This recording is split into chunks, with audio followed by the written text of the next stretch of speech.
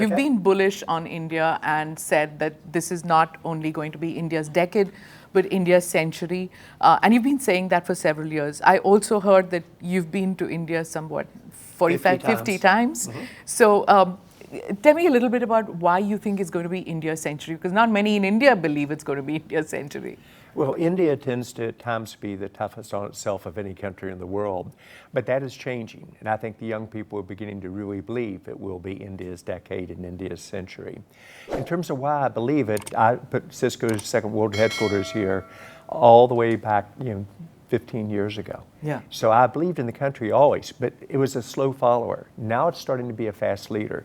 And if I were to bring it back to one thing, in addition to the demographics, the young people are the future of this country. They're optimistic, they believe in themselves. The IITs are generating 1.2 million engineers a year for the country, et cetera. But it's the leader.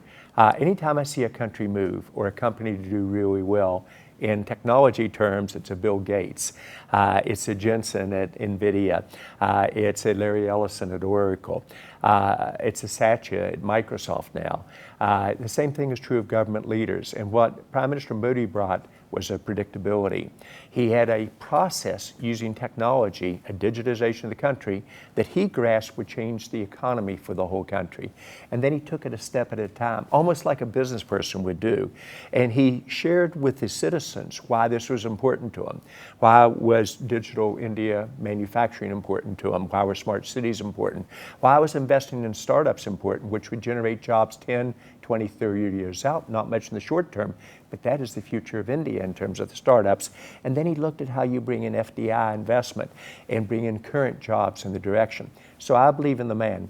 The very first time I met Emmanuel Macron in France when he was the finance minister, I called my wife and said he will be the next president of France. And then about a year later, he said, John, I'm thinking about running for president. I haven't shared with anyone other than my wife. What do you think? And I said, you're going to win.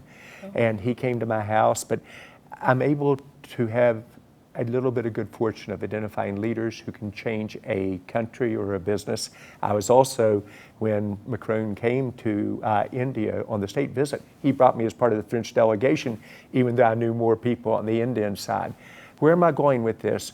Your leader is setting a pace where India will become the top economy in the world, growth-wise, of major countries. It's already there. And it will be India's century, where you're going to exit this century probably twice the GDP of China and 30% more than the US.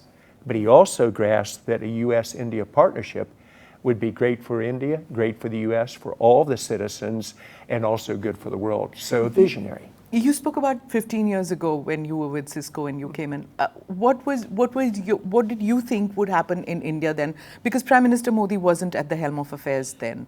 So what did you see in India 15 years back, and what do you see now? What is the change? The change has been huge. 15 years ago, you had your very large multinational companies, the Emphasis of the world, the Tatas of the world, et cetera, Reliances, but you didn't have a startup engine.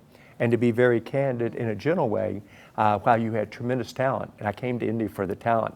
If the prices were the same as the US, I still would have come to India and recruited the talent here. But what is different now is the country's learning how to dream and make dreams come true. So before, it was more investment in terms of having my resources here. There were almost no startups to acquire, and I acquired 180 companies at Cisco.